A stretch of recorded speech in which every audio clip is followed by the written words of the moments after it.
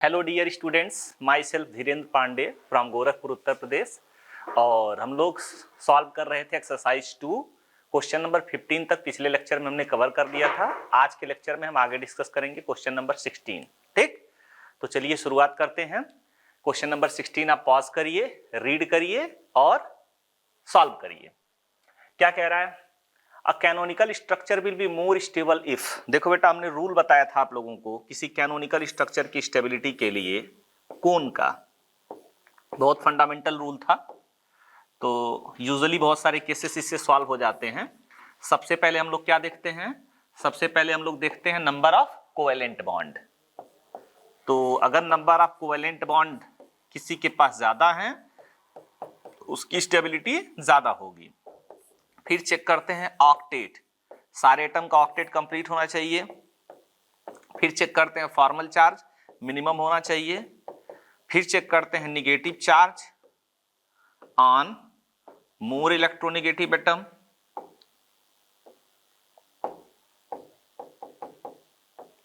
और जो positive charge है वो कहां होना चाहिए? On more electropositive atom. ये आपके बेसिक रूल्स थे। क्वेश्चन को सॉल्व करने से पहले इन रूल्स को एक बार रिवाइज कर लेना है। ठीक, अब क्वेश्चन हम लोग रीड करेंगे। It has more number of pi bonds than it has less number of pi bonds. ठीक है, ट्रू स्टेटमेंट है क्योंकि सिग्मा तो फिक्स रहने वाले हैं। डिफरेंट क्या होगा? पाई, पाई ज्यादा होगा तो स्टेबिलिटी ज्यादा होगी। The octet of all atoms are complete than if octet of all atoms are not complete. ठीक है, अगर ऑक्टेट कंप्लीट होगा तो स्टेबिलिटी ज्यादा होगी। It involve cyclic delocalization of 4n + 2 pi electron then if it involve acyclic delocalization of 4n + 2 pi electron. देखो cyclic delocalization of 4n + 2 pi electron है, इसका मतलब हमारा कंपाउंड क्या है? एरोमेटिक। और एसाइक्लिक है यानी कि वहां पे पाई क्लाउड नहीं बनेगा, और नहीं बनेगा तो वो कंपाउंड क्या होगा? हमारा नॉन एरोमेटिक। और हमने बता रखा है कि कुछ स्पेशल केसेस में जैसे एरोमेटिक नॉन एरोमेटिक का केस हो, लीनियर और क्रॉस कंजुगेशन का केस हो, तो वहां स्टेबिलिटी किसकी ज्यादा होती है? एरोमेटिक वाले की स्टेबिलिटी नॉन एरोमेटिक से ज्यादा होगी। लीनियर कंजुगेटेड सिस्टम की स्टेबिलिटी क्रॉस कंजुगेटेड सिस्टम से ज्यादा होगी। ठीक, या जहां इक्विवेलेंट आरएस होंगे उसकी स्टेबिलिटी नॉन इक्विवेलेंट से ज्यादा होगी। तो ठीक है, ये भी ट्रू स्टेटमेंट है। Next, it involve cyclic delocalization of 4n pi electron. तो 4n पाई इलेक्ट्रॉन किसका कंडीशन है? 4n पाई इलेक्ट्रॉन कंडीशन है एंटी एरोमेटिक का। और हमको पता है एंटी एरोमेटिक कंपाउंड से आयंस क्या होते हैं? हाईली अनस्टेबल होते हैं। ये जो हैं हाईली अनस्टेबल होते हैं, और अगर ये हाईली अनस्टेबल होते हैं तो फिर इनकी स्टेबिलिटी कम होगी। It involve cyclic delocalization of 4n pi electrons if it involve acyclic. Acyclic वाले क्या होंगे? नॉन एरोमेटिक होंगे। और नॉन एरोमेटिक की स्टेबिलिटी किससे ज्यादा होती है? एंटी एरोमेटिक से होती है।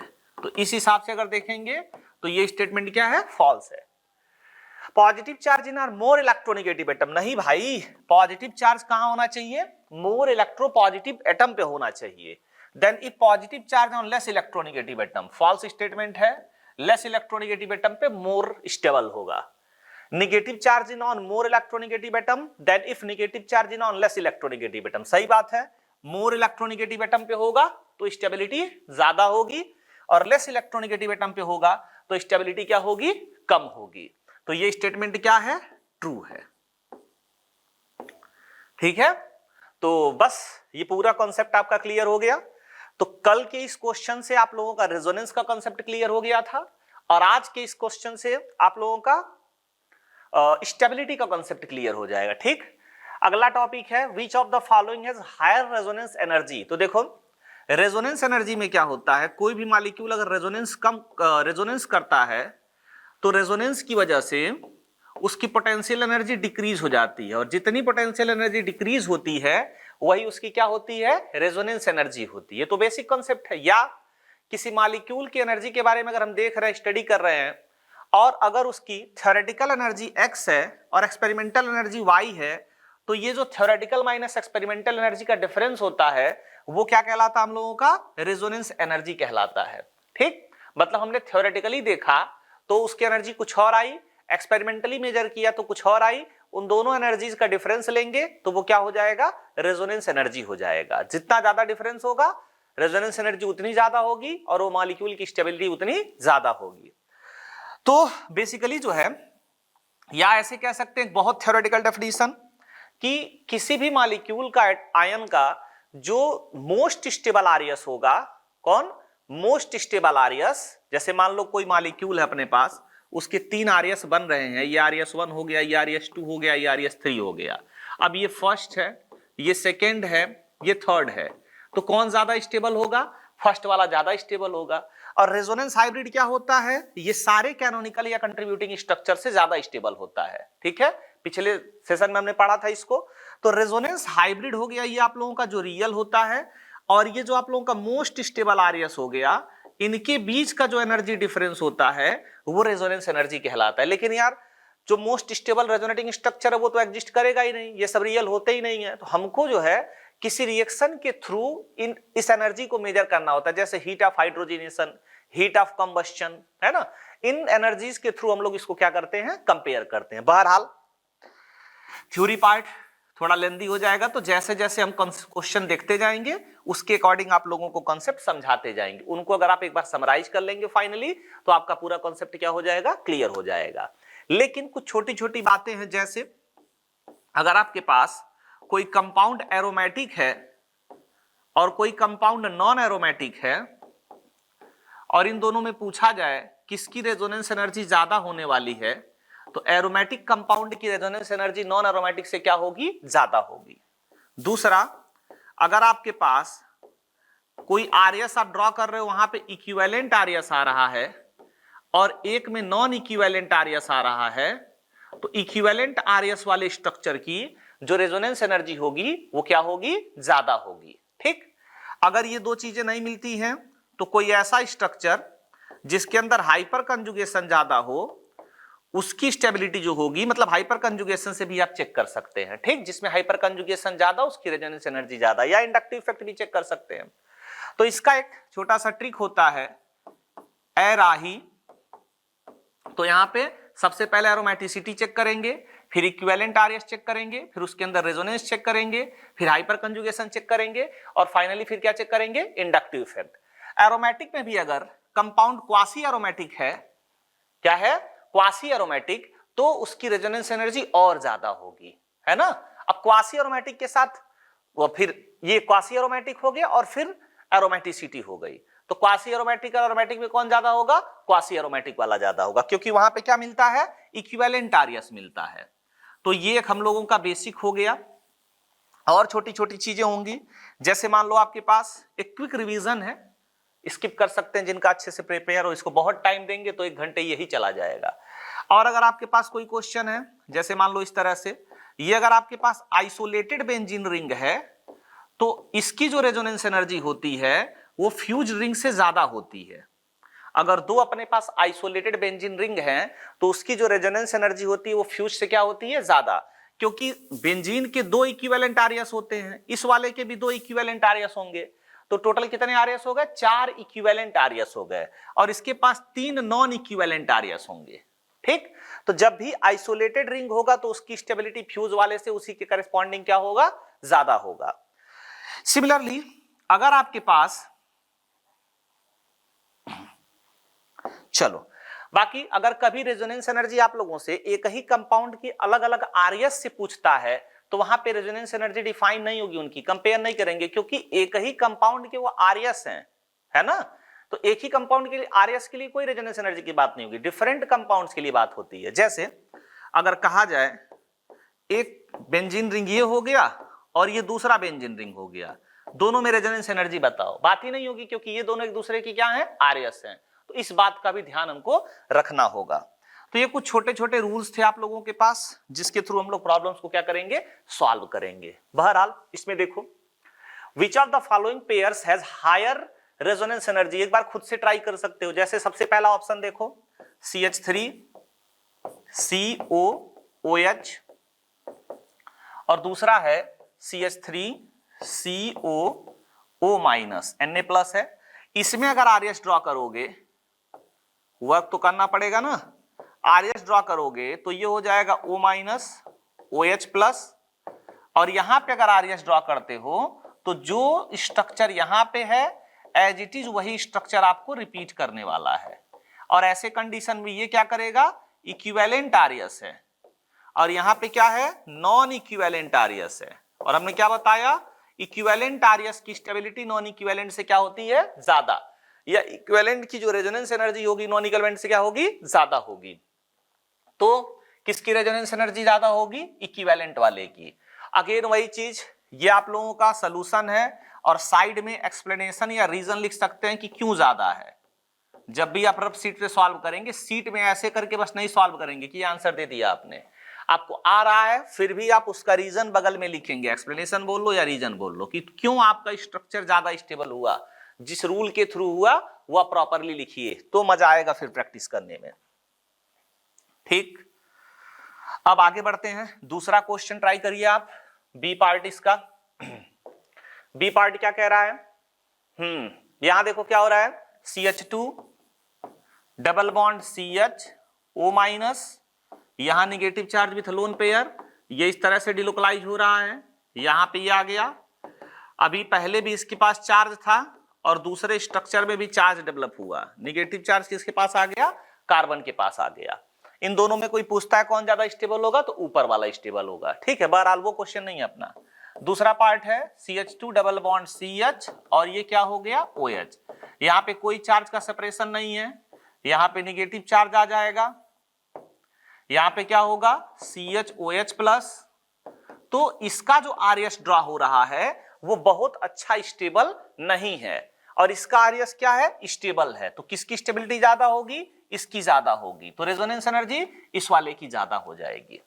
ठीक है, एक्सटेंट ऑफ RS आपको देखना होता है। सबसे बड़ी चीज जो है रेजोनेंस एनर्जी का क्वेश्चन सॉल्व करने के लिए, वो एक्सटेंट ऑफ रेजोनेंस, RS मत बोलो, एक्सटेंट ऑफ रेजोनेंस, वो मॉलिक्यूल कितने अच्छे से रेजोनेंस करना चाहता है।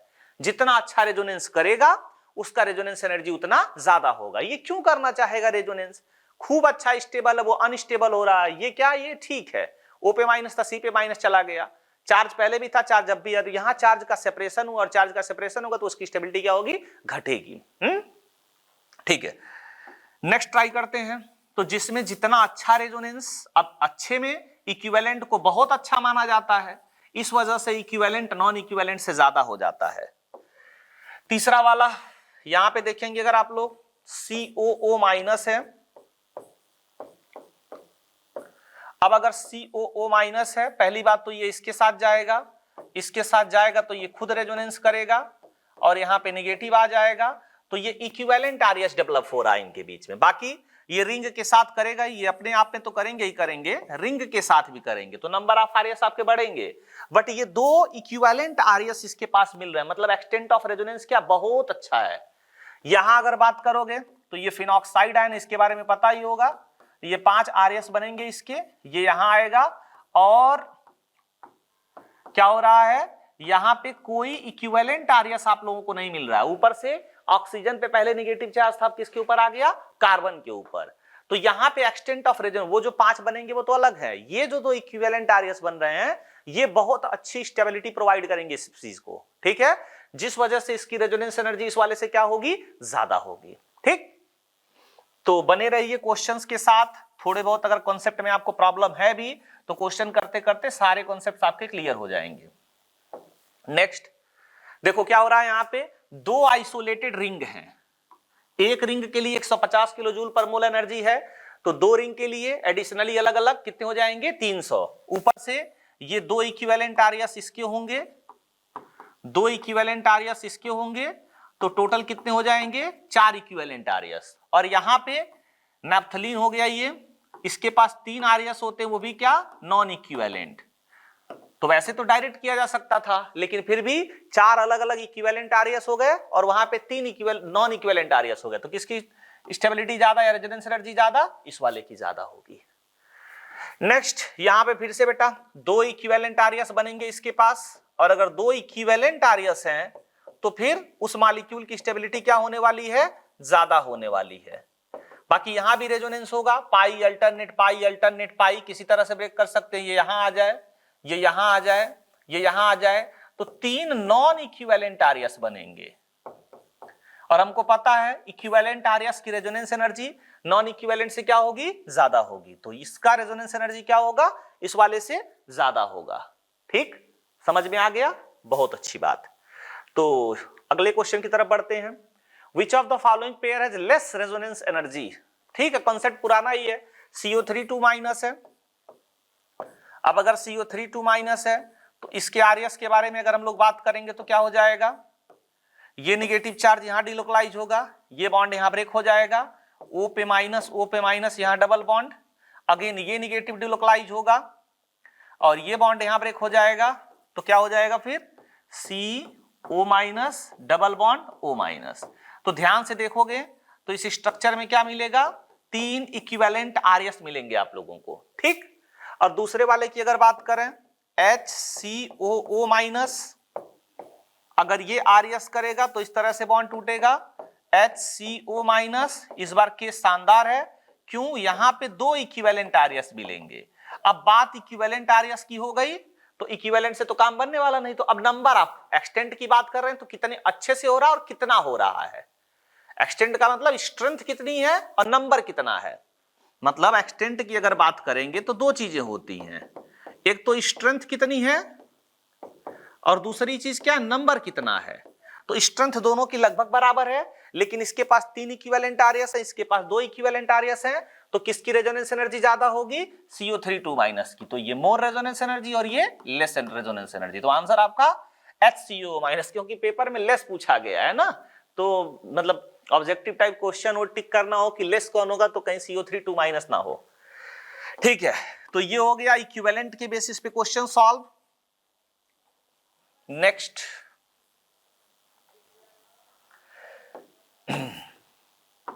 इस क्वेश्चन को ट्राई करते हैं। देखो ध्यान से, निगेटिव अल्टरनेट पाई, पुराने जीओसी के सारे कॉन्सेप्ट्स आपके क्लियर होने चाहिए, तभी ये सब टॉपिक समझ में आएंगे। पाई अल्टरनेट, निगेटिव अल्टरनेट पाई, कितने पाई इलेक्ट्रॉन हो गए, 4 पाई इलेक्ट्रॉन। कंपाउंड कैसा हो गया, एंटी एरोमेटिक। एंटी एरोमेटिक मतलब हाईली अनस्टेबल। हाईली अनस्टेबल माने रेजोनेंस एनर्जी इसकी लीस्ट होगी। मतलब अगर कोई भी क्वेश्चन आता है तो इसको सबसे पहले नहीं रखेंगे, सबसे लास्ट में रखेंगे। ये क्या है, जो भी है ठीक है, रेजोनेंस हो तो रहा है, ये CH2- इसमें रेजोनेंस हो रहा है, नॉन एरोमेटिक है, लेकिन इसकी रेजोनेंस एनर्जी अच्छी होगी। तो कभी भी एंटी एरोमेटिक स्पीसीज आ गया तो उसकी रेजोनेंस एनर्जी क्या होगी, लीस्ट होगी, वो सबसे लास्ट में रखा जाएगा, है ना। नेक्स्ट इसकी शकल सूरत देखो, वही है, कोई और नहीं है। 4 पाई इलेक्ट्रॉन, 4 पाई इलेक्ट्रॉन मतलब एंटी एरोमेटिक का कंडीशन, एंटी एरोमेटिक मतलब लीस्ट। इसमें पाई अल्टरनेट पाई, ठीक है, कुछ हो तो रहा है, तो ये क्या हो गया, फिर से लीस्ट हो गया। नेक्स्ट में बहुत अच्छा, क्वासी एरोमेटिक, पाई अल्टरनेट पॉजिटिव चार्ज अल्टरनेट पाई, कुछ इस तरह से हाईली हाईली हाईली स्टेबल। तो इसकी रेजोनेंस एनर्जी क्या होगी, बहुत ज्यादा होगी, तो ये क्या हो जाएगा, लेस या लिस्ट हो जाएगा। ठीक है, सारे पुराने क्वेश्चंस ही हैं जीओसी के ही, हमने कहा भी था जिसका एक बार जीओसी क्लियर हो गया, सारी बातें समझ में आ गई, तो ये एडिशनल कॉन्सेप्ट्स हैं, उन्हीं के हेल्प से ये सारे क्वेश्चंस बनते हैं। वो क्लियर है तो ये अपने आप क्लियर हो जाएंगे। ठीक है, आई होप कि आपका आंसर सही रहा होगा। Next, which of the following pairs has higher resonance energy. ठीक है, तो इसमें लिखा हुआ फिनॉल का और इसमें क्या लिखा हुआ, बेंजीन हो गया। अब एक चीज देखो, इसके पास एक बेंजीन रिंग है, इसके पास 2 बेंजीन रिंग है, तो नंबर ऑफ बेंजीन रिंग क्या है इसके पास, ज्यादा, और नंबर ऑफ बेंजीन रिंग ज्यादा है तो इसकी रेजोनेंस एनर्जी भी क्या होगी, ज्यादा। वैसे एक बेंजीन के लिए 150 किलो जूल पर मोल, उसी के साथ दूसरी रिंग फ्यूज है तो 250 किलो जूल पर मोल अप्रोक्सीमेटली आने वाला है।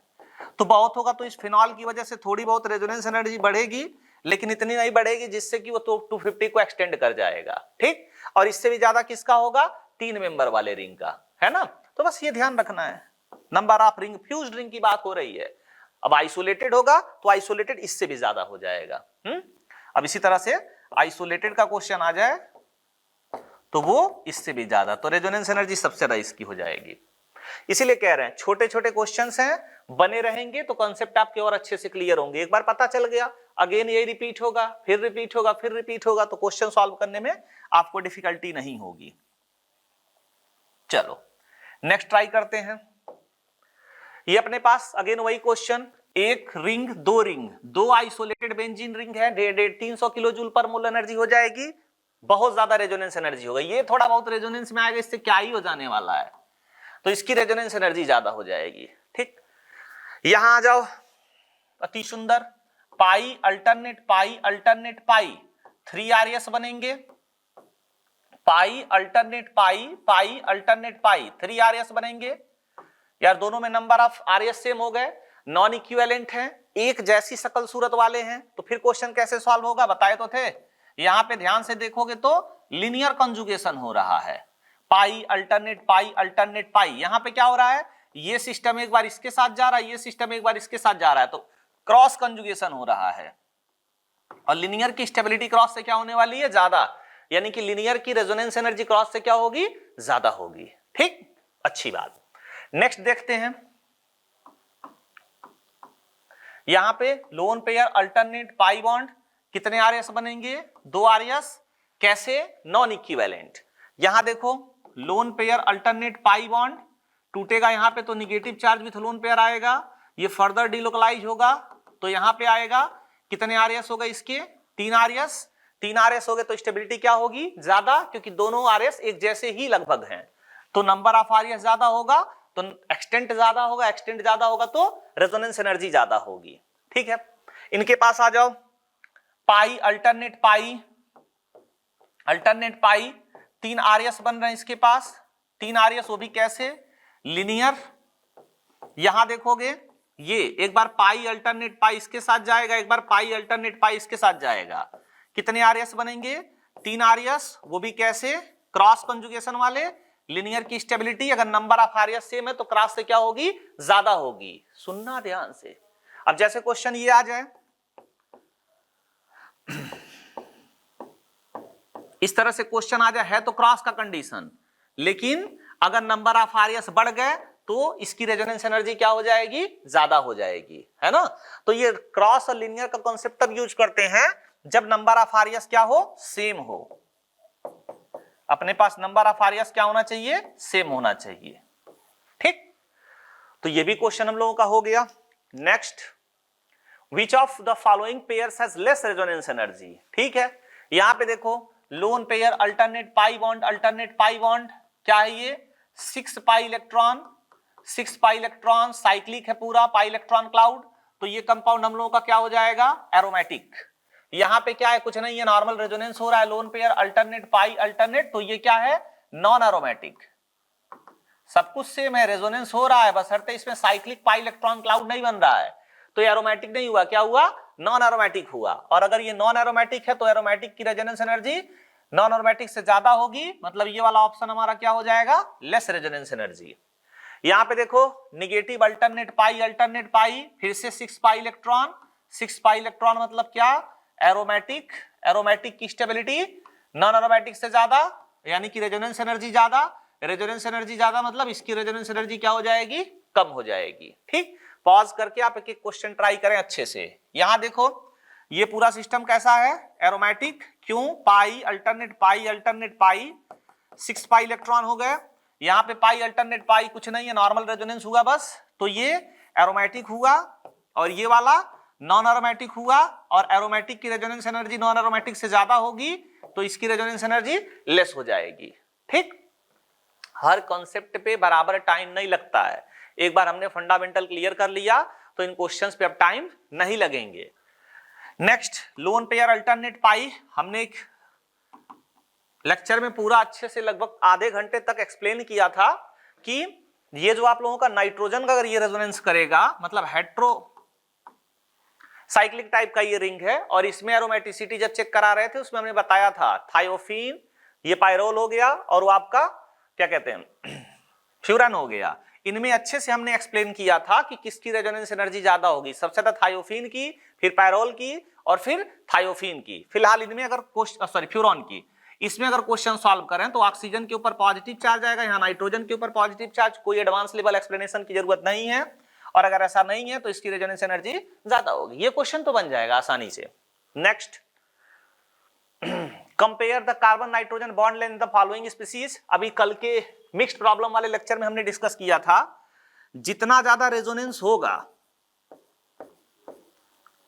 रेजोनेंस जितना ज्यादा होगा, जो सिंगल बॉन्ड है उसके अंदर डबल बॉन्ड कैरेक्टर अराइज होगा, और जो डबल बॉन्ड है उसके अंदर सिंगल बॉन्ड कैरेक्टर अराइज होगा। तो जो सिंगल बॉन्ड है उसकी बॉन्ड लेंथ घट जाएगी, और जो डबल बॉन्ड है उसकी बॉन्ड लेंथ बढ़ जाएगी, क्योंकि डबल बॉन्ड कैरेक्टर का मतलब बॉन्ड लेंथ कम, सिंगल बॉन्ड कैरेक्टर का मतलब बॉन्ड लेंथ ज्यादा। बस ये लॉजिक आपको ध्यान रखना अगर रेजोनेंस से रिलेटेड कोई क्वेश्चन है तो। देख लो भाई, यहां पे लोन पेयर, अल्टरनेट, पाई अल्टरनेट, ये इस तरह से आएगा। तो इसके पास 3 आरएस बन रहे हैं, यहां हो गए, और 3 आरएस में जो आखिरी वाला आरएस होगा ऑक्सीजन के ऊपर निगेटिव आ रहा है, और अगर ऑक्सीजन के ऊपर निगेटिव आ रहा है तो ये क्या होगा, मोर स्टेबल होगा। ठीक, यहां पे देखो लोन पेयर, अल्टरनेट, पाई इस तरह से आएगा, और यहां निगेटिव कार्बन के ऊपर है तो पहले वाले जितना ज्यादा स्टेबल नहीं होगा, यानी कि स्ट्रेंथ ऑफ रेजोनेंस देखा जाए तो इसमें ज्यादा और इसमें थोड़ा कम हो रहा है। अब यहां देखो सिर्फ 2 ही रेजोनेंस हो रहा है। तो फाइनली अगर एक्सटेंट ऑफ रेजोनेंस की बात करें, एक्सटेंट ऑफ रेजोनेंस, तो हमने कहा ये 2 बातों पे डिपेंड करता है, strength of resonance and number of resonance. इन दोनों में नंबर बराबर, स्ट्रेंथ पहले वाले का अच्छा है तो पहले में एक्सटेंट ज्यादा होगा, फिर दूसरे में होगा, फिर तीसरे में होगा। और अगर एक्सटेंट ज्यादा होगा तो इस बॉन्ड के अंदर, ये जो आपका बॉन्ड दिख रहा है, इस बॉन्ड के अंदर डबल बॉन्ड कैरेक्टर ज्यादा आएगा, और डबल बॉन्ड कैरेक्टर ज्यादा आएगा तो बॉन्ड लेंथ सबसे कम होगा। यहां पे रेजोनेंस का एक्सटेंट बहुत अच्छा नहीं है तो डबल बॉन्ड कैरेक्टर बहुत अच्छा नहीं होगा, और डबल बॉन्ड कैरेक्टर बहुत अच्छा नहीं होगा तो बॉन्ड लेंथ सबसे ज्यादा होगा। तो इस हिसाब से अगर देखोगे तो जो बॉन्ड लेंथ का ऑर्डर होगा वो तीसरा, फिर दूसरा और फिर पहला। बॉन्ड स्ट्रेंथ का ऑर्डर पूछोगे तो तीसरा से बड़ा दूसरा, दूसरा से बड़ा पहला। बॉन्ड ऑर्डर की बात पूछोगे तो तीसरा से ज्यादा दूसरा, दूसरा से ज्यादा पहला। ये सीएन के बारे में इतने क्वेश्चंस बन सकते थे। क्या पूछा था, compare the CN bond length in the following. तो ठीक है, तीसरे वाले का सीएन बॉन्ड लेंथ सबसे ज्यादा होगा, उससे कम दूसरा और सबसे कम पहला। ये क्वेश्चंस भी हम लोग पहले डिस्कस कर चुके हैं, है ना। तो आपका आंसर सही आना चाहिए, नहीं आता है तो ठीक है, एक बार और रिवाइज कर लो, कोई दिक्कत नहीं है। Next, rank the following sets of intermediate in increasing order of their stability giving appropriate reason for your choice. ठीक है, इंटरमीडिएट की स्टेबिलिटी वन शॉट में हमने खूब अच्छे से देखी थी। ये आप लोगों के पास नॉर्मल एराइलिक कार्बोकैटायन है, सॉरी हाँ ठीक है, और पैरा पोजीशन पे NO2 लगा हुआ है। एक तो ये बहुत गंदा एराइलिक कार्बोकैटायन, ऊपर से NO2 लगाए हुए हैं आप, ठीक है। तो ये इलेक्ट्रॉन डेंसिटी और विड्रॉ करेगा, डिफिशियंसी और बढ़ाएगा, तो स्टेबिलिटी और घटा देगा। अब यहां पे अपने पास लिखा हुआ है C6H4, ये पॉजिटिव चार्ज है, और CH3 लगा हुआ है, CH3 लगा हुआ है तो ये प्लस M लगाएगा, प्लस H लगाएगा, प्लस H लगाएगा तो इलेक्ट्रॉन डेंसिटी देगा। इलेक्ट्रॉन डेंसिटी, यहां इलेक्ट्रॉन डेंसिटी विड्रॉ कर रहा है, इलेक्ट्रॉन डेंसिटी विड्रॉ कर रहा है तो स्टेबिलिटी घटाएगा। यहां इलेक्ट्रॉन डेंसिटी डोनेट कर रहा है तो स्टेबिलिटी बढ़ाएगा। ठीक है, तीसरे वाले ऑप्शन में क्या हो रहा है, पैरा पोजीशन पे क्लोरीन लगा हुआ है।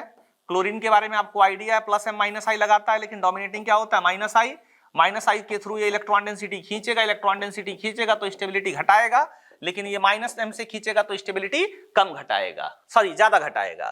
तो सबसे ज्यादा स्टेबल कौन है, दूसरा वाला, उससे थोड़ा सा कम तीसरा वाला, और सबसे कम कौन हो जाएगा, पहला वाला। ठीक है, इंक्रीजिंग ऑर्डर में बोल रहा है तो इस तरह से लिखेंगे, पहला, तीसरा एंड अगेन दूसरा। नेक्स्ट, पाई अल्टरनेट पॉजिटिव चार्ज अल्टरनेट पाई, कौन सा केस हो गया, क्वासी एरोमेटिक हाईली स्टेबल। ये क्या है, बस नॉर्मल सा रेजोनेंस है और कुछ नहीं है इसके पास। ये देखिए क्या हो गया, 4 पाई इलेक्ट्रॉन हो गए, सारे कंडीशंस फुलफिल हो रहे हैं, प्लेनर है, साइक्लिक है, कंजुगेटेड है, 4 पाई इलेक्ट्रॉन है तो ये क्या हो जाएगा, एंटी एरोमेटिक। और हमने स्टेबिलिटी का ऑर्डर पढ़ रखा है, एंटी एरोमेटिक, उससे ज्यादा नॉन एरोमेटिक, सबसे ज्यादा एरोमेटिक। तो पहला वाला ऑप्शन एरोमेटिक है, दूसरा वाला नॉन एरोमेटिक है, तीसरा वाला एंटी एरोमेटिक है। तो ये स्टेबिलिटी का इंक्रीजिंग ऑर्डर हो जाएगा। ठीक, रिवीजन ही है एक तरह से पुराने क्वेश्चंस का। नेक्स्ट,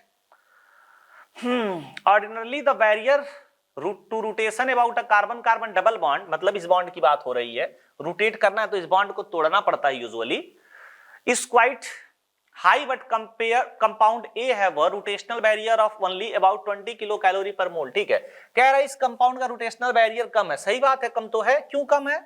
इसको तोड़ लो पहले, तोड़ने के बाद देखो क्या हो रहा है। ऐसे तोड़ेंगे, क्यों तोड़ेंगे? क्योंकि हमको स्टेबिलिटी मेंटेन करनी है। ये बॉन्ड टूट गया, ये बॉन्ड टूट गया, तो कुछ इस तरह का कॉन्फ़िगरेशन आया। यहां पे लगा हुआ है NC3S7 प्रोपाइल लगा हुआ है। इसकी स्टेबिलिटी कितनी ज्यादा होती है पहले हम लोग डिस्कस कर चुके हैं, बहुत ज्यादा स्टेबल होता है। तो ये एरोमेटिक हो गया, 2 पाई इलेक्ट्रॉन, ये भी एरोमेटिक हो गया 2 पाई इलेक्ट्रॉन। दोनों सिस्टम हाईली स्टेबल हो गए, मतलब रिएक्शन फॉरवर्ड जाएगी। क्यों जाएगी? क्योंकि स्टेबिलिटी गेन हो रही है, और स्टेबिलिटी गेन हो रही है तो बॉन्ड आसानी से टूट जाएगा। ठीक, तो ये बॉन्ड आसानी से इस वजह से टूट रहा है क्योंकि जो प्रोडक्ट बन रहा है वो एरोमेटिक नेचर का हो रहा है। ठीक, ये एक्सप्लेन करना था बस आपको। Which is more acidic and why? देखो यहां पे अगर अपने पास हाइड्रोजन है, यहां पे भी हाइड्रोजन है, ये वाला बॉन्ड अगर टूट जाता है तो यहां से अपने पास कुछ इस तरह का कंडीशन आएगा, निगेटिव अल्टरनेट पाई, तो ये कंपाउंड हमारा क्या हो जाएगा? एरोमेटिक। और हाइड्रोजन के निकलने की वजह से एरोमेटिक आ रहा है, तो जो ये एरोमेटिसिटी है ये केमिकल प्रॉपर्टीज को भी अफेक्ट करती है। ठीक है, कैसे केमिकल प्रॉपर्टीज को देख लो। अगर हम लोग सिंपल एल्केन की बात करें, सिंपल एल्केन की बात करें, और यहां से अगर हाइड्रोजन निकाला जाए तो ये निकलने वाला नहीं है। हाइड्रोजन दिख गया तो एसिडिक थोड़ी ना हो गया, ये एसिड नहीं होता है, एल्केन्स एसिड नहीं होते हैं। ठीक है, लेकिन यहां भी सिमिलर कंडीशन दिख रहा है, sp3 से हाइड्रोजन निकल रहा है, लेकिन ये कंपाउंड एसिडिक होता है। क्यों होता है? क्योंकि इसका जो एनायन बन रहा है वो एरोमेटिसिटी गेन कर लिया, जिसकी वजह से उसकी स्टेबिलिटी बढ़ गई। और हमने पढ़ा है अगर कंजुगेट बेस की स्टेबिलिटी अच्छी हो जाए तो वो सबस्टांस किसका काम करता है? एसिड का काम करता है। ठीक है, तो ये ए हो गया। अब बी पार्ट में देखा जाए, बी पार्ट में अगर कहीं से हाइड्रोजन निकालते हो तो क्या होगा? कुछ नहीं होगा, जैसे पड़ा था वैसे पड़ा रहेगा। ये इसके साथ और इसके साथ रेजोनेंस में तो जा रहा है, लेकिन कोई एरोमेटिक कैरेक्टर गेन नहीं कर रहा है। भाई इसके साथ रेजोनेंस में चला जाएगा, इसके साथ भी रेजोनेंस में चला जाएगा, लेकिन ऐसा नहीं कि एरोमेटाइज हो गया। तो ये अभी भी नेगेटिव चार्ज की बात करें तो ये रिंग में नॉन एरोमेटिक टाइप का है, और ये पूरी रिंग एरोमेटिक है। कहने के लिए तो कह सकते हैं कंपाउंड क्या हो गया? एरोमेटिक। बट इसकी वजह से ये एरोमेटिक नहीं हुआ है, वो अपने सिस्टम की वजह से एरोमेटिक हुआ है। ठीक, जैसे ये है ना, ये रिंग क्यों एरोमेटिक हुई? इस नेगेटिव चार्ज की वजह से, जबकि ये नेगेटिव चार्ज की वजह से एरोमेटिक नहीं हुआ। तो इसकी स्टेबिलिटी क्या होगी? बहुत ज्यादा, मतलब इसका एसिडिक स्ट्रेंथ क्या होगा? बहुत ज्यादा होगा। ठीक है, नेक्स्ट देखो, squaric acid is a diprotic acid with both protons being more acidic than acetic acid. ठीक है, देखो ये अपने पास हो गया। ये कुछ फेमस क्वेश्चंस होते हैं जिनको आपको दिमाग में रखना होता है बस। अब यहां से अगर हम पहला हाइड्रोजन निकालते हैं तो ये पहला हाइड्रोजन क्या कर रहा है? इसके साथ हाइड्रोजन बॉन्डिंग बना रहा है। और आपको पता है अगर एनायन हाइड्रोजन बॉन्ड बनाता है तो उसकी वजह से उसकी स्टेबिलिटी क्या होगी? अच्छी हो जाएगी। तो पहले वाले के पीछे का तो ये रीजन हो गया। अगर दूसरा वाला हाइड्रोजन भी निकल जाए तो ये हमारे पास एक कंपाउंड हो गया। अब इसके 4 इक्विवेलेंट आरएस होते हैं, ये यहां से ब्रेक होगा, ये यहां आएगा और ये यहां चला जाएगा डायगोनली। इस तरह से ये डायगोनल रेजोनेंस हो रहा है इनके में, ऐसे 4 बार होता है। ठीक है, तो ऐसे अगर आप चले गए तो क्या होगा? यहां पे ये आपके पास C डबल बॉन्ड O आ गया, यहां पे निगेटिव चार्ज आ गया, पाई यहां आ गया, डबल बॉन्ड यहां बन गया, ये O नेगेटिव हो गया। ठीक, अब एक बार तो हमने ये देखो ध्यान से, ये डबल बॉन्ड एक बार यहां आ गया, फिर ये डबल बॉन्ड यहां आ गया। अब इसको और थोड़ा सा घुमाते हैं, अगर यही फिर से कर दोगे तो वापस स्ट्रक्चर मिल जाएगा ना। तो इसको तो छोड़ दो, अब इसको घुमाओ, ये यहां आ जाएगा, ये यहां आ जाएगा और ये यहां पहुंच जाएगा। तो इससे क्या होगा? ये यहां बन गया, O पे निगेटिव आ गया, यहां O पे निगेटिव, ये डबल बॉन्ड, ये डबल बॉन्ड। दिमाग में क्या रखना है? हर एक पोजीशन पे डबल बॉन्ड पहुंच रहा है। अब इस हिसाब से देखोगे तो क्या होगा? इसको इसके साथ लेके चलोगे तो ये यहां आएगा, ये यहां पहुंच जाएगा और ये बॉन्ड ब्रेक हो जाएगा। तो क्या होगा फिर? ये डबल बॉन्ड यहां पहुंच गया, O पे निगेटिव, यहां डबल बॉन्ड, O पे निगेटिव और ये चारों पोजीशन पे डबल बॉन्ड पहुंच गया। तो कैसे स्ट्रक्चर है, ये सब इक्विवेलेंट हैं। तो कुछ इस तरह का कंडीशन आपको देखने के लिए मिल रहा है। ये पूरे रिंग में इस तरह से डिलोकलाइज हो गया और यहां पे डबल बॉन्ड कैरेक्टर आ गया और पूरे सिस्टम के ऊपर कौन सा चार्ज आ गया, 2 निगेटिव का चार्ज आ गया। तो दूसरा वाला इतना ज्यादा रेजोनेंस स्टेबलाइज है, ठीक है। तो इस वजह से ये बहुत अच्छा एसिड माना जाता है। तो हो गया एक्सप्लेनेशन, आपको आरएस बना देना था, दिखा देना था। सारे बॉन्ड लेंथ भी बराबर होंगे, इक्विवेलेंट आरएस है ना, इक्विवेलेंट आरएस की वजह से बॉन्ड लेंथ क्या होगा, बराबर हो जाएगा, ठीक। Next, match each alkene with the appropriate heat of combustion. भाई हीट ऑफ कंबस्शन में हम लोगों ने क्या पढ़ा था, हीट ऑफ कंबस्शन में पढ़ा था सबसे पहली बात, ये डिपेंड करेगा नंबर ऑफ कार्बन एटम्स पे। दूसरे नंबर पे अगर कार्बन एटम सेम होगा मतलब आइसोमर्स, तो ये इनवर्सली प्रोपोर्शनल टू किसके होगा, स्टेबिलिटी के। कंपाउंड की स्टेबिलिटी जितनी ज्यादा होगी हीट ऑफ कंबस्शन उतना कम होगा, बस इतना देख लेना था। 1 हेप्टीन, हेप्टीन मतलब कितने कार्बन हो गए, 1 2 3 4 5 6 और 7, ठीक है। तो 7 कार्बन हो गए इसके पास, ये अपने पास पाई बॉन्ड हो गया। कितने अल्फा हाइड्रोजन है, 2 अल्फा हाइड्रोजन है ना, क्योंकि एल्कीन की स्टेबिलिटी किससे चेक करोगे, एल्कीन की स्टेबिलिटी हाइपर कंजुगेशन से चेक करेंगे। ये ए ऑप्शन हो गया। बी ऑप्शन की बात करें, 2,4-डाइमिथाइल 1 पेंटीन, तो पेंटीन बना देते हैं। अब 2,4-डाइमिथाइल की बात कर रहे हैं, एक बार यहां एक बार यहां, तो इसके राउंड देखोगे तो 3 अल्फा हाइड्रोजन, तो 5 अल्फा हाइड्रोजन, तो इसके पास 5 अल्फा हाइड्रोजन है। सी वाले पार्ट की बात करोगे 2,4-डाइमिथाइल 2 पेंटीन, ठीक है, ड्रॉ कर लेते हैं, 1 2 3 4 5, ये हो गया अपने पास। अब इसमें 2,4-डाइमिथाइल 2 पेंटीन की बात कर रहा है, तो ये हो गया दूसरे पोजीशन पे और ये हो गया चौथे पोजीशन पे। तो 3 alpha hydrogen, 6 alpha hydrogen, 6 1 7 alpha hydrogen, तो इसके पास कितने अल्फा हाइड्रोजन हो गए, 7, और कार्बन सबके पास अभी सेम आ रहे हैं। डी वाले की बात कर लें, 4,4-डाइमिथाइल 2 पेंटीन, ठीक है, ये हो गया 1 2 3 4 4 डाइमिथाइल 2 पेंटीन। तो इसके पास कितने अल्फा हाइड्रोजन है, इसके पास यहां पे 2 अल्फा हाइड्रोजन हो गया, ठीक है, 4,4-डाइमिथाइल 2 पेंटीन, अच्छी बात। नेक्स्ट 2,4,4 ट्राइमिथाइल, ये 4,4-डाइमिथाइल 2 पेंटीन हो गया, 2 नहीं 3 अल्फा हाइड्रोजन है ना यहाँ पे, ठीक है, तो ये 3 अल्फा हाइड्रोजन हो गया। नेक्स्ट देखा जाए अब, डी हो गया, ई की बारी, 2,4,4, ये हो गया अपने पास पेंट 2 इन 2,4,4, तो ये हो गया दूसरे पे मिथाइल, ये हो गया चौथे पे, तो इसके पास कितने कार्बन हो गए, 5 3 8 कार्बन हो गए, ठीक। तो जिसके पास जितना ज्यादा कार्बन होगा उसका हीट ऑफ कंबस्शन क्या होगा, उतना ज्यादा। तो सबसे ज्यादा किसके पास होगा, ई के पास। बाकी जो ए से लेकर डी तक के ऑप्शन बचे उनमें क्या होगा, उनमें चेक करना पड़ेगा स्टेबिलिटी। तो अब ध्यान से देखो, पहले वाले में 2 अल्फा हाइड्रोजन, दूसरे वाले में 5, तीसरे वाले में 7, चौथे वाले में 3, बस यही है ना, ठीक। तो सबसे ज्यादा अनस्टेबल कौन होगा, 2 अल्फा हाइड्रोजन वाला, उसके बाद कौन होगा, 3 अल्फा हाइड्रोजन वाला, उसके बाद कौन होगा, 5 अल्फा हाइड्रोजन वाला, फाइनली कौन होगा, 7 अल्फा हाइड्रोजन का।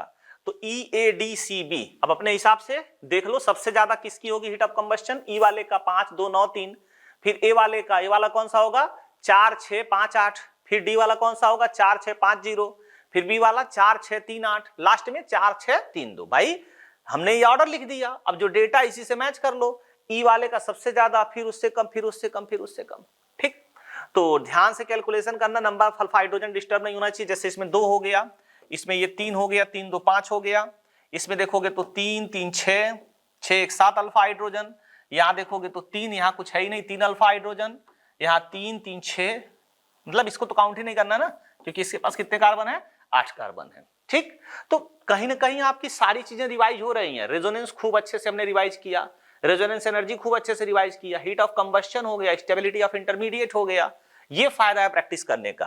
आपका भी आंसर आ गया होगा। Next, choose the more stable alkene in each of the following pairs. देखो बेटा, यहां पे जो डबल बॉन्ड है वो 4 मेंबर रिंग के अंदर है, और आपको अच्छे से पता है जो स्ट्रेन होता है किसी रिंग के अंदर वो सबसे ज्यादा 3 मेंबर में होता है, फिर 4 मेंबर में होता है, फिर 5 मेंबर में होता है, सबसे स्टेबल कौन होता है, 6 मेंबर वाला। अगर ये ऑलरेडी स्ट्रेन से जूझ रहे हैं और अगर आप डबल बॉन्ड लगा दोगे तो एंगल कितना होना चाहिए 120, ठीक। तो स्ट्रेन डबल बॉन्ड लगाने की वजह से इनके अंदर क्या हो गया, और बढ़ गया, और स्ट्रेन और बढ़ गया तो उसकी स्टेबिलिटी क्या हो जाएगी, और कम। तो कभी भी डबल बॉन्ड लगाने की बारी आएगी तो आपको मौका कहां मिले, 6 मेंबर और 4 मेंबर में, तो कहां लगाओगे 6 मेंबर में। इसमें लगाया है 4 मेंबर में, इसमें लगाया 6 मेंबर में, तो कौन ज्यादा स्टेबल होगा, 6 मेंबर वाला, ठीक। हम ऐसा नहीं कुछ करेंगे कि जो पहले से परेशान हो और ज्यादा परेशान हो जाए। ठीक है, क्या बोल रहा था, स्टेबिलिटी पूछ रहा था ना, ठीक है। चूज द मोर स्टेबल, अच्छा सी वाला ही हमने पहले ट्राई कर लिया, और भी ऑप्शंस हैं, चलो कोई नहीं।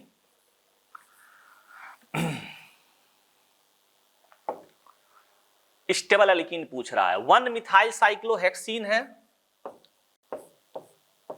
1 मिथाइल साइक्लोहेक्सीन हो गया, 3 मिथाइल साइक्लोहेक्सीन हो गया, ठीक है।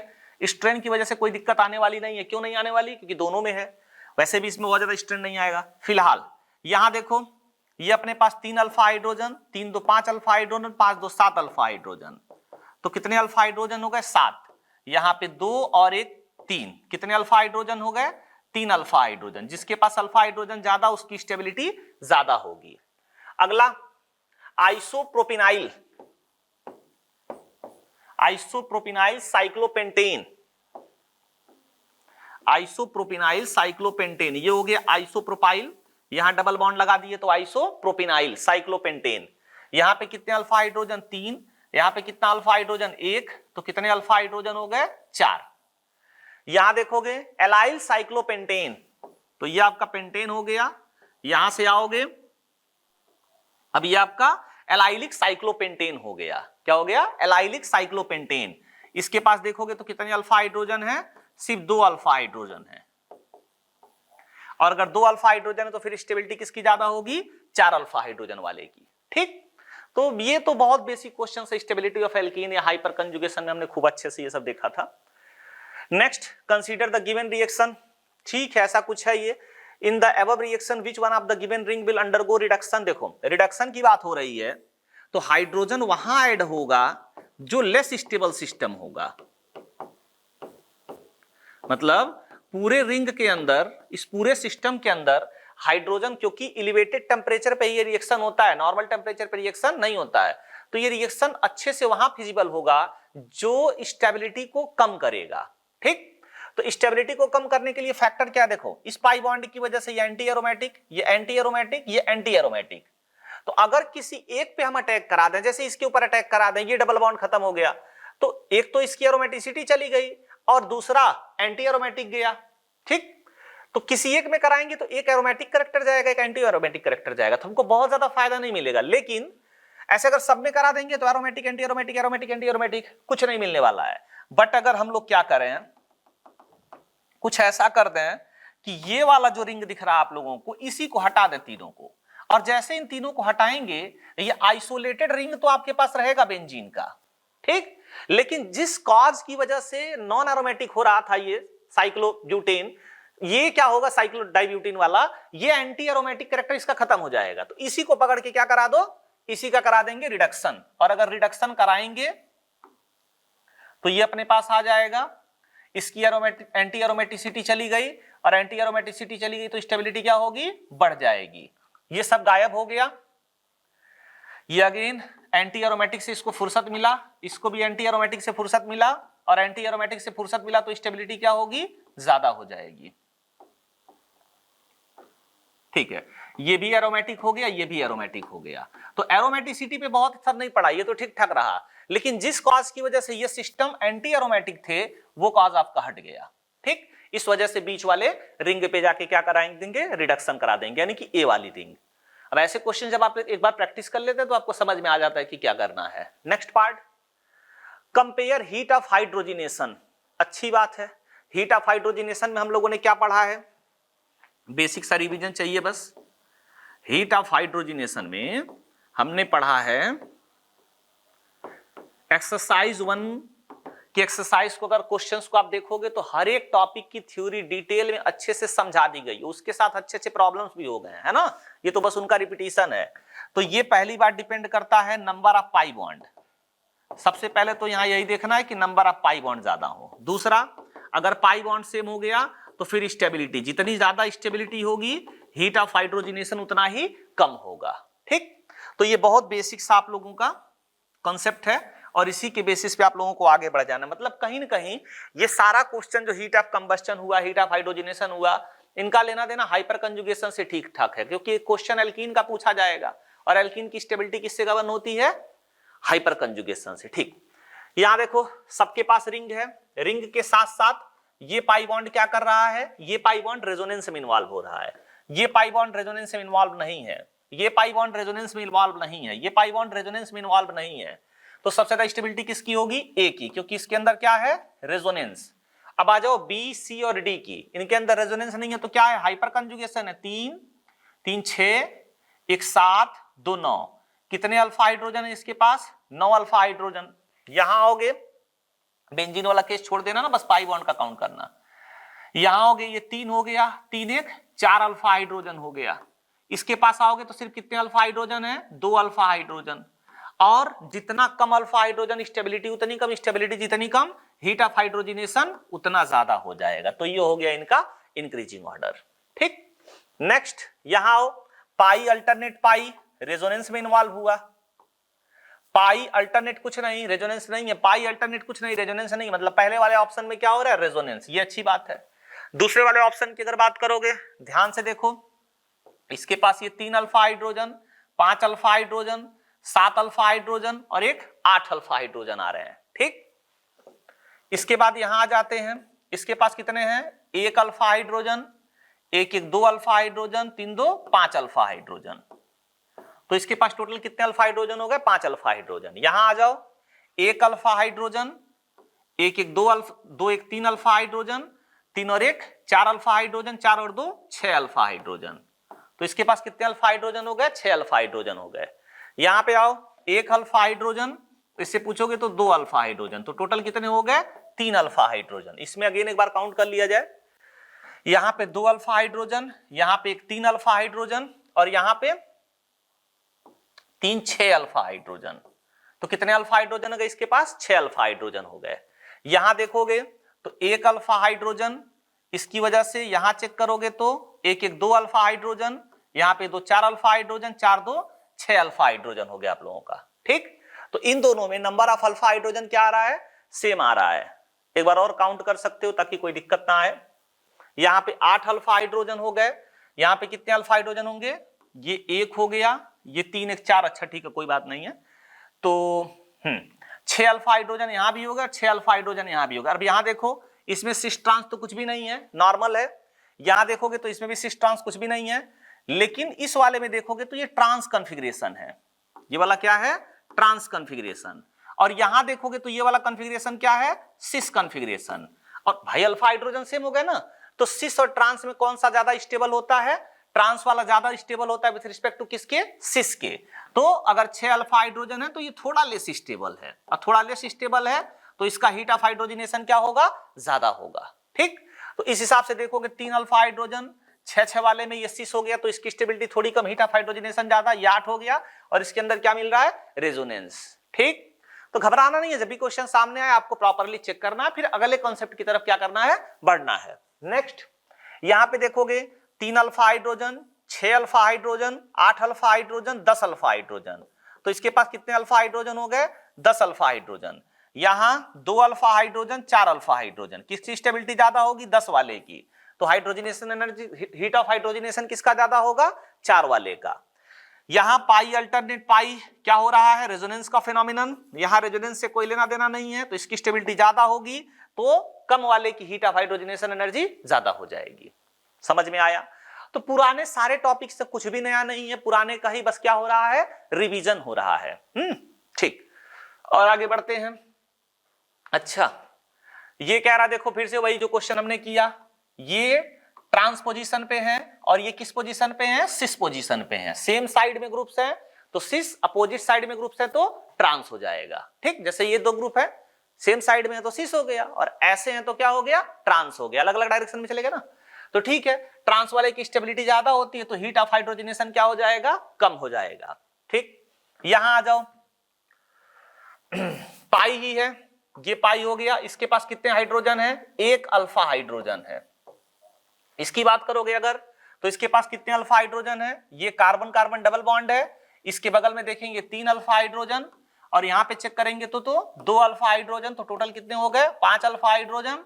5 अल्फा हाइड्रोजन, तो इसकी स्टेबिलिटी क्या हो जाएगी, ज्यादा हो जाएगी, तो इसका हीट ऑफ हाइड्रोजनेशन ज्यादा हो जाएगा। ठीक, पुराना कॉन्सेप्ट ही है, आपको सिर्फ अल्फा हाइड्रोजन काउंट करना है, क्वेश्चन आपका बन जाएगा।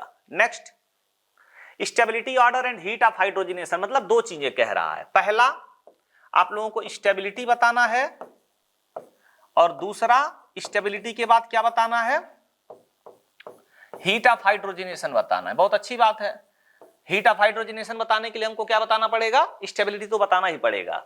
यहां देखो पाई अल्टरनेट कुछ नहीं, कोई भी हिस्सा रेजोनेंस में इन्वॉल्व नहीं हो रहा है, पाई अल्टरनेट पाई, ये हिस्सा रेजोनेंस में इन्वॉल्व हो रहा है, पाई अल्टरनेट पाई अल्टरनेट पाई, ये पूरा सिस्टम रेजोनेंस में इन्वॉल्व हो रहा है। ठीक है, लेकिन नॉन एरोमेटिक है, रेजोनेंस हो रहा है लेकिन नॉन एरोमेटिक है। ये देखो पूरा का पूरा एरोमेटिक हो गया, तो सबसे ज्यादा स्टेबल कौन होगा, चौथा वाला, उससे कम तीसरा वाला, उससे कम दूसरा वाला, सबसे कम पहला वाला। तो 1 2 3 4 ये हो गया। और अगर ये स्टेबिलिटी का ऑर्डर है तो हीट ऑफ हाइड्रोजनेशन क्या होगा, इसका जस्ट उल्टा होगा, तो सबसे ज्यादा किसका होगा, 1 2 3 और 4 का हो जाएगा। ठीक, नेक्स्ट इसमें देखो पाई अल्टरनेट, कोई भी हिस्सा रेजोनेंस में नहीं है, इसमें देखो पाई अल्टरनेट पाई, ये वाला हिस्सा रेजोनेंस में आ गया, इसमें पाई अल्टरनेट पाई अल्टरनेट पाई, 3 रेजोनेंस में आ गए, तो जितना ज्यादा रेजोनेंस होगा उसकी स्टेबिलिटी उतनी ज्यादा होगी और हीट ऑफ हाइड्रोजनेशन उतना कम होगा। तो सबसे ज्यादा स्टेबिलिटी की किसकी है, पहले से ज्यादा दूसरे की, दूसरे से ज्यादा तीसरे की। हीट ऑफ हाइड्रोजनेशन पहले का, उससे कम दूसरे का, और सबसे कम तीसरे का। ठीक, कुछ भी नया नहीं मिल रहा है, सेम चीजें रिपीट हो रही हैं बार बार, है ना, आंसर आपके आने चाहिए हर बार। Next, among the following pairs identified the one which give heat of hydrogenation. ठीक है, फिर से कह रहा है किसका हीट ऑफ हाइड्रोजनेशन ज्यादा होगा, इसके बाद का क्वेश्चन देखेंगे। ठीक है, तो अब इसमें हीट ऑफ हाइड्रोजनेशन की बात हो रही है, तो इसके अंदर क्या हो रहा है, रेजोनेंस रेजोनेंस हो रहा है, तो स्टेबिलिटी ज्यादा होगी, स्टेबिलिटी ज्यादा होगी तो हीट ऑफ हाइड्रोजनेशन कम होगा। इसके अंदर एरोमेटिक कैरेक्टर, इसके अंदर नॉन एरोमेटिक कैरेक्टर है, एरोमेटिक की वजह से स्टेबिलिटी ज्यादा होगी, स्टेबिलिटी की ज्यादा होगी। अच्छा, एक चीज ध्यान देना, इसमें जो है 3 पाई बॉन्ड है, among the following pair identified the one which gives higher heat of hydrogenation. इसके पास 3 पाई बॉन्ड हैं, ये यहां तो ठीक था 2 पाई बॉन्ड 2 पाई बॉन्ड, उसके पास क्या था 3 पाई बॉन्ड है, और अगर 3 पाई बॉन्ड है तो क्या होगा, हीट ऑफ हाइड्रोजनेशन उस मॉलिक्यूल का ज्यादा होगा, क्योंकि ऐसा कुछ नहीं दिया गया है कि पर CH2 हमको बताना है। ठीक, तो इस हिसाब से किसका ज्यादा होगा, फिर बेंजीन का ज्यादा हो जाएगा हीट ऑफ हाइड्रोजनेशन। नेक्स्ट देखेंगे अगर हम लोग, यहां पे 6 अल्फा हाइड्रोजन हो गए, और यहां देखेंगे तो क्या होगा, 2 अल्फा हाइड्रोजन हो गए, तो 6 अल्फा हाइड्रोजन और 2 अल्फा हाइड्रोजन किसकी स्टेबिलिटी ज्यादा है, 6 वाले की ज्यादा है, तो हीट ऑफ हाइड्रोजनेशन कम हो जाएगा। ठीक, आगे देखो यहां पे डबल बॉन्ड CH2 लगा हुआ है, 2 हाइड्रोजन यहां पे, 1 हाइड्रोजन यहां पे, कितने अल्फा हाइड्रोजन हो गए, 3 अल्फा हाइड्रोजन, यहां पे 3 3 6 2 8 2 10, कितने अल्फा हाइड्रोजन हो गए, 10 अल्फा हाइड्रोजन। ठीक, किसकी स्टेबिलिटी ज्यादा है, दूसरे वाले की, तो हीट ऑफ हाइड्रोजनेशन पहले वाले का ज्यादा होगा। Next, discuss the following observation, carbon chlorine bond in vinyl chloride stronger then in chloroethane. हाँ भाई, अगर अपने पास ये विनाइल क्लोराइड है CH2CsCl, यहां पे जो है इसका लोन पे रेजोनेंस कर रहा है, रेजोनेंस की वजह से यहां पे कौन सा कैरेक्टर आ रहा है, डबल बॉन्ड कैरेक्टर आ रहा है, और डबल बॉन्ड कैरेक्टर आएगा तो बॉन्ड ऑर्डर क्या होगा, बढ़ेगा, बॉन्ड ऑर्डर बढ़ेगा तो बॉन्ड स्ट्रेंथ क्या होगी, बढ़ेगी, बॉन्ड स्ट्रेंथ बढ़ेगी तो बॉन्ड लेंथ क्या होगी, घटेगी। अगर क्लोरोइथेन की हम सिंपल बात करेंगे, CH3 CH2Cl, तो इसके अंदर कोई रेजोनेंस नहीं हो रहा है, सिंगल बॉन्ड कैरेक्टर है तो बॉन्ड स्ट्रेंथ कम होगी। Carbon carbon bond length in ethene is shorter than, ethene का मतलब है कार्बन कार्बन ट्रिपल बॉन्ड इस तरह से। अब यहाँ पे देखो ट्रिपल बॉन्ड है, मतलब बॉन्ड ऑर्डर 3 है, और यहाँ पे बॉन्ड ऑर्डर कितना है, 2 से कम है, क्योंकि ये रेजोनेंस में भी इन्वॉल्व हो रहा है फिलहाल, तो ये 3 और वो 2 से कम है, तो ये बॉन्ड क्या होगा, शॉर्टर होगा। CH3SH में जब हाइड्रोजन निकलेगा तो नेगेटिव चार्ज किसके ऊपर आएगा, सल्फर के ऊपर, और यहाँ हाइड्रोजन निकलेगा तो नेगेटिव चार्ज ऑक्सीजन के ऊपर। कौन ज्यादा स्टेबल है, CH3S-, तो एसिडिक स्ट्रेंथ क्या होगी उसकी, अच्छी होगी। ठीक है, ये कह रहा है स्ट्रॉन्गर बेस, ये लोन पेयर लोकलाइज्ड है, सारा कॉन्सेप्ट हमने पहले कवर कर लिया है। ये लोन पेयर क्या हो रहा है, ये लोन पेयर डीलोकलाइज है, डीलोकलाइज है तो क्या होगा, बेसिक स्ट्रेंथ इसकी अच्छी होगी, सब कुछ तो सही है, सॉरी बेसिक स्ट्रेंथ कम होगी तो ये वाला ज्यादा बेसिक हो जाएगा। ठीक, अब आगे देखते हैं। ठीक है, कोई बात नहीं है। बहरहाल तो अगर इन क्वेश्चंस को हम लोग ध्यान से देखेंगे, सारे क्वेश्चंस को, तो आपको समझ में आता है। यहां तक के सारे कॉन्सेप्ट क्लियर हो गए। अब आगे के जो क्वेश्चंस अगले लेक्चर में हम लोग डिस्कस करेंगे। और अगेन सेम चीज, अगर आपको सारी बातें समझ में आती है तो कमेंट में लिखिए, जरूर लिखिए thank you MSc sir and team. ठीक है, तो मिलते हैं नेक्स्ट वीडियो में और कोशिश करेंगे कि एक्सरसाइज 2 को क्या किया जाए, कंप्लीट किया जाए। Thank you.